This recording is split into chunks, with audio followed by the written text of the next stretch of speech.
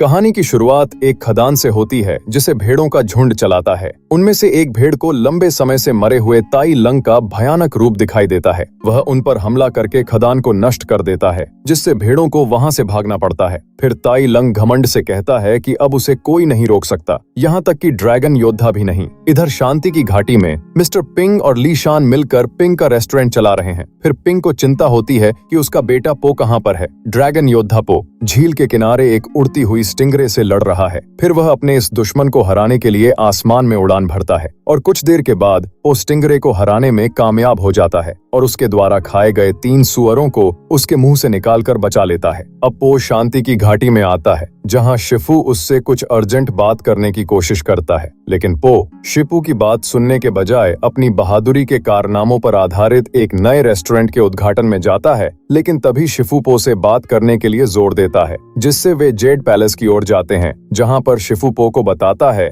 कि उसे एक नए ड्रैगन योद्धा को ट्रेंड करना होगा ताकि वह शांति की घाटी का आध्यात्मिक नेता बन सके। जिससे पो को कई उम्मीदवारों को अपने कौशल का प्रदर्शन करते हुए देखना पड़ता है, लेकिन वह खुद के अलावा किसी और को चुनना नहीं चाहता। फिर शिफू पो को ध्यान करने के लिए कहता है ताकि वह किसी अच्छे उत्तराधिकारी को खोजने के लिए तैयार हो सके। फिर कुछ ही पलों बाद पो को जेन नाम की एक लोमड़ी योद्धाओं के हॉल में घुसती हुई दिखाई देती है, जिससे पो उसे कुछ चुराते हुए पकड़ लेता है और वह उससे लड़ने के लिए ओगवे की बुद्धिमान छड़ी का इस्तेमाल करता है। लेकिन जेन अपनी चालाकी से पो को अपनी पीठ पर ले जाती है और छड़ी को चुराने की कोशिश करती है। तभी ड्रैगन योद्धा पो उसे भागने से रोकता है और उसे गिरफ्तार कर लेता है। पो जेन को जेल ले जा रहा होता है तो उस समय पो की मुलाकात भेड़ों से होती है, जो उसे पागलों की तरह बताती हैं कि ताई लंग वापस आ गया है, जिससे पो चौंक जाता है। लेकिन वह खदान की जांच करने जाता है और देखता है कि ताई लंग के पंजों के निशान बर्फ में छोटे हो गए हैं। फिर पो जेन की कोठरी में जाता है और उससे पूछता है कि क्या वह जानती है, जिससे वह पो को बताती है कि यह एक रूप बदलने वाली जादूगरनी का काम है जिसे गिरगिट के नाम से जाना जाता है। फिर जेन पो को मनाता है कि वह उसे छोड़ दे, क्योंकि वह इसके बदले में गिरगिट को खोजने में उसकी मदद करेगी। लेकिन शिफू को लगता है कि चोर पर भरोसा करना एक अच्छा विचार नहीं है। फिर गिरगिट की बात पूरी घाटी में फैल जाती है, जिससे हर कोई डर जाता है। फिर पिंग और ली दोनों पो के लिए चिंता न करने की कोशिश करते हैं, लेकिन वे दोनों कुछ समय के बाद टूट जाते हैं और वे अपने बेटे की मदद करने के लिए दोनों अकेले ही निकल पड़ते हैं। इधर जुनिपर सिटी में कई अपराधियों के मालिक अपनी कमाई का एक बड़ा हिस्सा गिरगिट को न देने के बारे में चर्चा करते हैं। तभी इनको पता चलता है कि इनके बीच में भेष बदलकर गिरगिट बैठी हुई है। वे सभी यह जानकर भयभीत हो जाते हैं। अपनी बुराई और अपमान को सुनने के बाद गिरगिट एक हाथी का रूप धारण कर लेती है और एक मालिक को सीढ़ियों से नीचे गिरा देती है। फिर वह उनकी कमाई में अपना प्रतिशत बढ़ा देती है। यहाँ पर पो और जेन जुनिपर सिटी के करीब पहुंच जाते हैं और अब उन्हें आगे बढ़ने के लिए एक बड़ी झील को पार करनी पड़ती है। तभी वे हैप्पी बनी टैवर्न क्लब में घुसते हैं और उन्हें वहां पर गुंडों का एक झुंड मिलता है। यहाँ पर पो जुनिपर शहर में जाने का रास्ता खोज रहा है, लेकिन जेन गुंडों के साथ जुआ खेलने लगता है और उनकी सारी कमाई को जीत लेता है, जिससे वह बहुत सारा खाना ऑर्डर करती है। तभी गुंडों को पता चलता है कि जेन ने उन लोगों को धोखा दिया है, जिससे यहाँ के मैनेजर ग्रैनी बोअर पो और जेन के पीछे गुंडों को भेजता है। तभी एक समस्या पैदा होती है, क्योंकि टैवर्न एक चट्टान के किनारे पर डगमगा रहा है। फिर पो और जेन बदमाशों से लड़ते हैं और पो एक शक्तिशाली विस्फोट करने के लिए छड़ी का उपयोग करता है और वे क्लब की खिड़की गिरने से पहले ही नाव में पहुंच जाते हैं, जिसे कैप्टन फिश चला रही होती है, जो अपनी सीगल माँ के मुंह के अंदर रहता है। फिर वे दोनों पो और जेन को शहर में ले जाने के लिए आगे बढ़ते हैं। वहां पहुंचने पर पो को पता चलता है कि जेन एक छुपा हुआ अपराधी है और वह भी उसके साथ गिरफ्तार हो जाता है। लेकिन जेन जल्दी से उसे वहां से बचा लेती है, जिससे सैनिक पूरे शहर में उन दोनों का पीछा करते हैं। फिर जेन उसे शहर के एक धरती के हिस्से में ले जाती है। वह उस हिस्से का नाम द डेन बताती है और वह यहाँ पर रहती थी। यहाँ का नेता आन जेन के ऊपर नाराज है, क्योंकि वह इनका साथ छोड़कर चली गई थी और बाकी सभी लोग बदमाशों का एक समूह है, जिन्हें बुरे काम को करने में बहुत मजा आता है। वे दोनों कुछ समय के लिए यहाँ पर छिपे रहते हैं और यहाँ पर पो जेन को अच्छा बनना सिखाता है। फिर ये सब देखकर हान उन्हें वापस बाहर निकाल देता है। फिर पो और जेन गिरगिट के महल की तरफ बढ़ते हैं और वे चुपचाप पीछे के प्रवेश द्वार से अंदर जाने की कोशिश करते हैं। तभी पो के पादने के बाद वे गलती से सैनिकों को जगा देते हैं और फिर उन्हें अंदर जाने के लिए कई जालों से गुजरना पड़ता है। तभी एक पिंजरा पो के ऊपर गिरता है, जिससे वह जेन को अपनी बुद्धि बुद्धिमान छड़ी से मदद करने के लिए कहता है, लेकिन जेन वापस आकर बताती है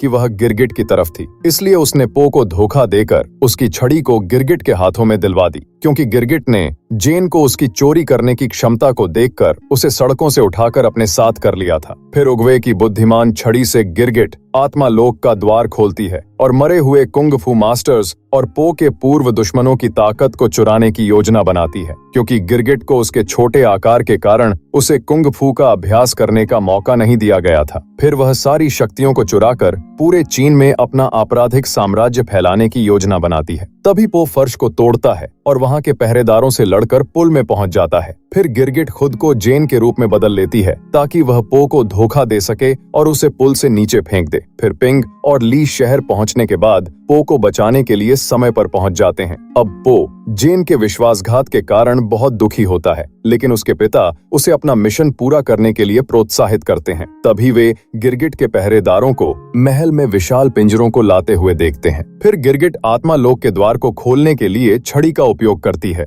जिसमें से ताई लंग सबसे पहले बाहर आता है, जो गिरगिट के हाथों में ओगवे की बुद्धिमान छड़ी को देखकर आश्चर्य में पड़ जाता है। फिर वह गिरगिट का कहना नहीं मानता और वह वापस आत्मलोक में जाने लगता है, लेकिन गिरगिट आत्मालोक के दरवाजों को बंद कर देती है और उसे गिरगिट के सैनिकों के साथ उसी क्रूरता से लड़ना पड़ता है जो उसने अपने जीवन में इस्तेमाल किया था। लेकिन तभी गिरगिट अपनी जीभ का इस्तेमाल करके उसकी ताकत को चुरा लेती है और फिर उसे पिंजरे में बंद करने के लिए उसके जैसा रूप बदलकर उसकी पीठ में जोर से मारती है। फिर वह लॉर्ड शेन और जनरल काई जैसे अन्य खलनायकों को बुलाने के लिए आगे बढ़ती है। इधर पो महल के अंदर वापस जाने के लिए पुल पार करता है, लेकिन जेन उसे ऐसा करने से रोकता है क्योंकि इससे वह खुद को मार लेगा। फिर उनके बीच थोड़ी लड़ाई होती है, जब तक जेन पो को गले नहीं लगा लेता और वह उसे धोखा देने के लिए पश्चाताप व्यक्त करता है, जिससे पो उसे माफ कर देता है और फिर पिंग और ली के साथ हान और बाकी सभी बदमाशों को अपनी लड़ाई में शामिल करने और उन्हें मनाने के लिए डेन जाते हैं।